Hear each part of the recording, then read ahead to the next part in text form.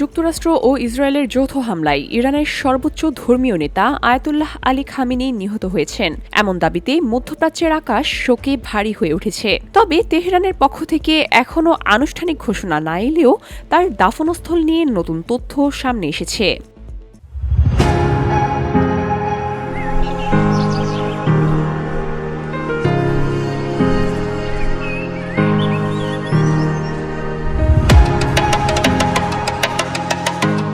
First news agency জানিয়েছে, খামেনির মরদেহ উত্তর পূর্বাঞ্চলীয় শহর মাসাদে দাফন করা হবে। এমন তথ্যই জানিয়েছে Islamic revolutionary guard corps IRGC।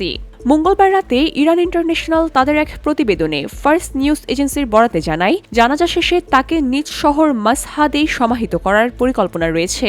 এদিকে রাজধানী তেহরানে বড় পরিসরে গণশোক ও স্মরণানুষ্ঠান আয়োজনের জন্য প্রস্তুতি নেওয়া হচ্ছে। তবে জানাজা ও রাষ্ট্রীয় শোকানুষ্ঠানের তারিখ এখনও পর্যন্ত চূড়ান্ত করা হয়নি। এর আগে বার্তা সংস্থা রয়টার্সের এক প্রতিবেদনে দুটি মার্কিন সূত্রের বরাত দিয়ে বলা হয়, ২৮ ফেব্রুয়ারি ভোরে ইরান ও ইসরায়েলের যৌথ হামলার সময় খামেনি শীর্ষ উপদেষ্টাদের সঙ্গে বৈঠক করছিলেন। ইসরায়েলি কর্মকর্তাদের দাবি, ওই হামলায় তার কয়েকজন ঘনিষ্ঠ সহযোগীও নিহত হন। তবে পুরো বিষয়টি নিয়ে এখনও পর্যন্ত ইরান সরকারের পক্ষ থেকে কোনো আনুষ্ঠানিক বক্তব্য দেয়া হয়নি, যা পরিস্থিতিকে আরও রহস্যময় ও উত্তেজনাপূর্ণ করে তুলেছে।